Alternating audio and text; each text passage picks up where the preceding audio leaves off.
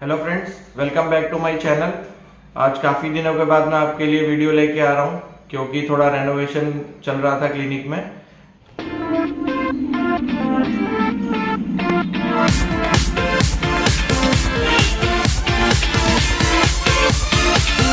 तो आज हम बात करने वाले हैं कि मसूड़ों से जो खून आता है, जो कि आपकी बहुत ज़्यादा कॉमन कंप्लेंट है कि मेरे मसूड़ों से खून आता है। तो काफ़ी लोग ये पूछते हैं कि मसूड़ों से खून आना नॉर्मल है या ये कोई बीमारी है। तो मैं आपको बता दूं, मसूड़ों से खून आना एक बहुत ही कॉमन बीमारी है और हो सकता है कि ये कोई सीरियस मेडिकल प्रॉब्लम भी हो। तो अब मैं बात करूंगा कि ब्लीडिंग गम्स की प्रॉब्लम होती क्यों है, ये ऐसा क्या होता है कि आपके मसूड़ों से खून आना शुरू हो जाता है। इसमें बहुत कॉमन सी चीज है कि अगर आप दांतों की सफाई नहीं रखेंगे तो दांतों के ऊपर प्लाक जम जाता है, और जब प्लाक जम जाता है तो मसूड़ों के अंदर हल्की हल्की सूजन आ जाती है, जिसकी वजह से मसूड़ों से खून आना शुरू हो जाता है।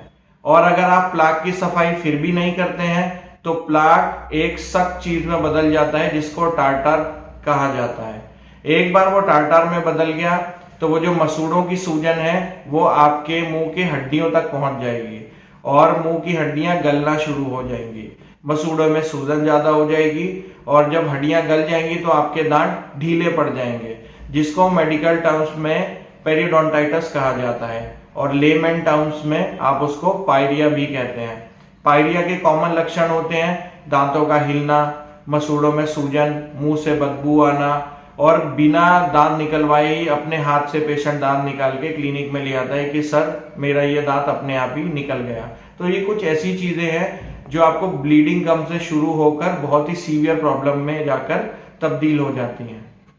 कई बार हमने देखा है कि पेशेंट अच्छे से ब्रश भी करता है, 2 टाइम ब्रश भी करता है, माउथ वॉश का भी यूज करता है, फ्लॉस भी करता है, फिर भी उसके मसूड़ों से खून आता है। इवन वो रेगुलर क्लीनिंग भी करवाता है प्रोफेशनल, फिर भी उसके मसूड़ों से खून आता है। तो उसके कारण क्या है? देखिए, इसमें बहुत सारी मेडिकल चीजें हैं जो इन्वॉल्व हैं।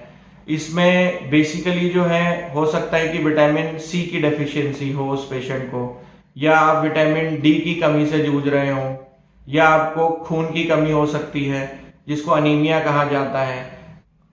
हो सकता है पेशेंट को कोई ब्लीडिंग डिसऑर्डर हो, यानी कि उसको खून ना जम पा रहा हो किसी बीमारी की वजह से, या पेशेंट किसी ब्लड थिनर पे हो। यूजुअली जिन पेशेंट्स को हार्ट में स्टंट डले होते हैं या बाईपास की होती है, वो खून पतला करने की दवाई ले रहे होते हैं, तो अगर वो उस पे दवाई पे भी हैं तो भी उनका खून नहीं रुकता है और मसूड़ों से खून आता है।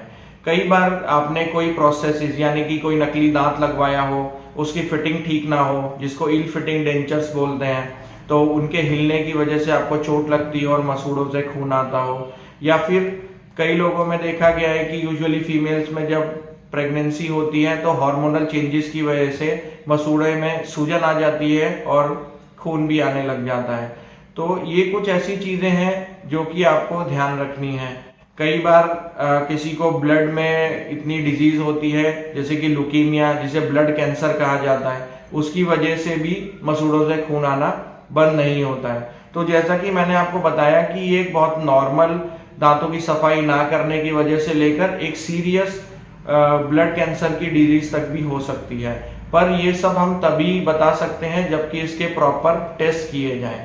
ऐसे ही आपको ये बताना मुश्किल होगा कि ये क्यों हो रहा है। तो ये जो मैंने अभी आपको चीजें बताई ये थे कि मसूड़े से ब्लीडिंग होती क्यों है, मतलब उसके कारण क्या है। अब आपको पता है कि मेरे मसूड़ों से ब्लीडिंग हो रही है, तो आप उसमें कर क्या सकते हैं। आपको सबसे पहला काम ये करना है कि आपको अपने डेंटिस्ट के पास जाना है।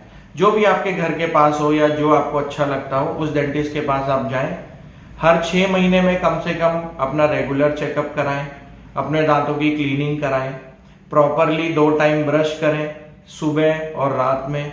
दांतों के बीच में फ्लॉस करें। फ्लॉस एक धागा होता है जिसको दांतों के बीच में डाल के दोनों दांतों के जॉइंट की सफाई की जाती है, तो जहां पर ब्रश नहीं पहुंच पाता है उस एरिया को फ्लॉस साफ कर देता है। फ्लॉसिंग के बाद माउथ वॉश का यूज करें। तो ये सब कुछ ऐसी चीजें हैं जो आप घर में कर सकते हैं। और गर्म पानी में नमक डाल के कुल्ला करें, या आप हाइड्रोजन परऑक्साइड का यूज़ कर सकते हैं। थोड़ा सा हाइड्रोजन परऑक्साइड पानी में डाल के उससे आप सुबह शाम कुल्ला करें तो ये आपको मसूड़ों की ब्लीडिंग से थोड़ी राहत देगा। और चीज़ें जो आपको करनी है वो तभी पॉसिबल है जबकि हमें पता हो कि आपको ये ब्लीडिंग किस वजह से हो रही है। मैं मान के चलता हूँ कि आप 2 टाइम ब्रश कर रहे हैं, फ्लॉस भी कर रहे हैं, क्लीनिंग भी करवा रहे हैं, फिर भी ब्लीडिंग हो रही है, तो उस केस में हमें क्या करना है? आपको सबसे पहले अपनी डाइट को सुधारना है। आप ग्रीन लीफी वेजिटेबल्स लीजिए और इन बिटवीन स्नैकिंग्स यानी बार बार खाना अवॉइड कीजिए, क्योंकि बार बार आप मील लेंगे तो आपके दांतों में प्लाक ज्यादा जमेगा, प्लाक जमेगा तो वो टार्टार में बदल के ब्लीडिंग गम्स की प्रॉब्लम शुरू कर देगा। अगर आपको कोई मेडिकल डिजीज है तो उस तरह की जो दवाई आप ले रहे हैं, मान लीजिए आप खून पतला करने की दवाई ले रहे हैं या आप एस्प्रिन ले रहे हैं, तो उस दवाई को अपने मेडिकल डॉक्टर से कंसल्ट करके उस दवाई को चेंज करें या फिर उसको बंद करें, सिर्फ अपने डॉक्टर की एडवाइस पे, तभी वो ब्लीडिंग गम्स की प्रॉब्लम रुकेगी। अगर आपको किसी विटामिन की डेफिशिएंसी पाई जाती है, जैसे विटामिन सी की, तो आप ऑरेंजेस लें, कीवी खाएं या विटामिन सी की टैबलेट्स भी आती हैं, तो इन चीज़ों का सेवन करने से विटामिन सी की कमी पूरी हो जाएगी। अगर विटामिन के की कमी आपको आ रही है, यूजुअली विटामिन के जो है खून को जमाने के लिए यूज होता है और लीवर में इसकी फॉर्मेशन होती है, तो जिन लोगों को फैटी लीवर की प्रॉब्लम है उनमें विटामिन के बनना बंद हो जाता है और उसकी वजह से भी उनको मसूड़ों से ब्लीडिंग आने की प्रॉब्लम शुरू हो जाती है। तो उस केस में विटामिन के की थेरेपी आपको लेनी पड़ेगी, यानी विटामिन के आपको इनटेक करना पड़ेगा, तभी आप उसको ठीक करवा सकते हैं।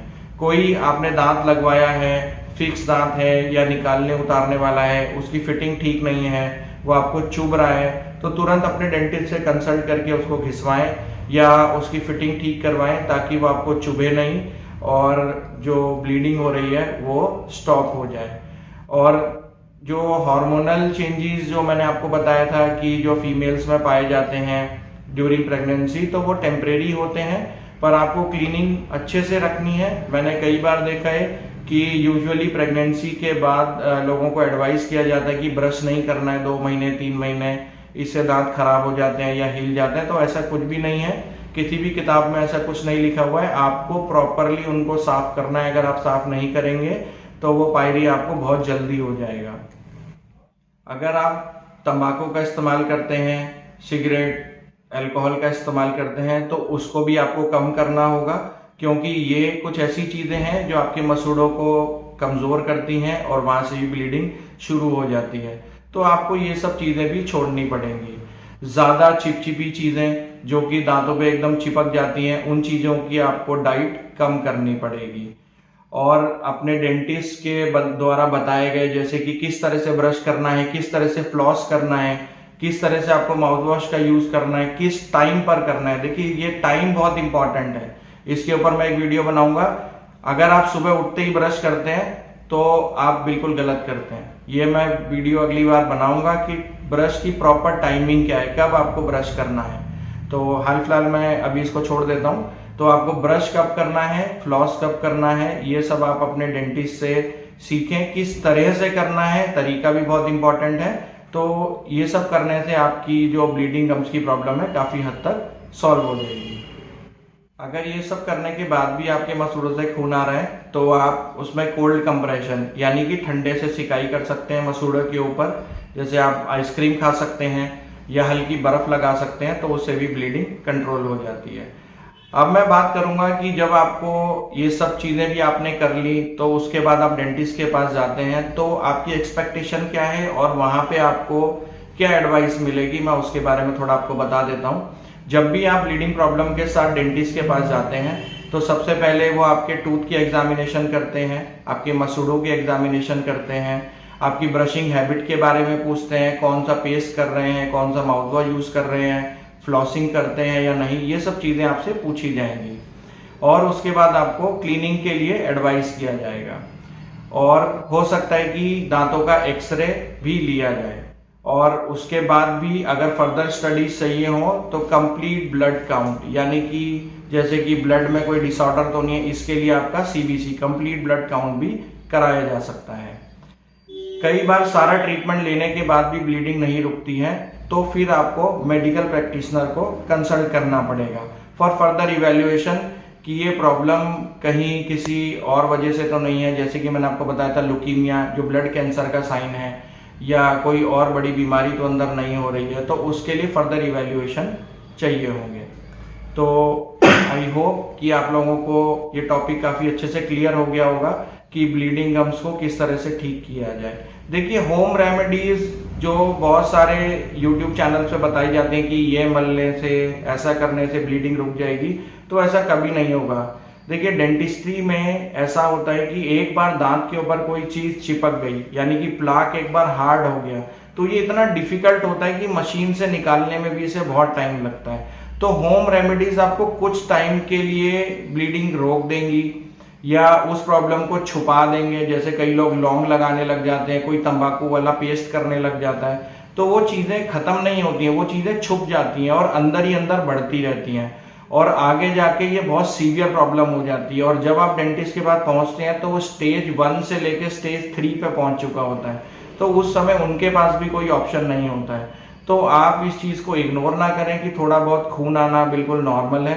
आप अपने डेंटिस्ट के पास जाएं और उसे सलाह लें और प्रॉपर ट्रीटमेंट लें। Thanks for watching my video.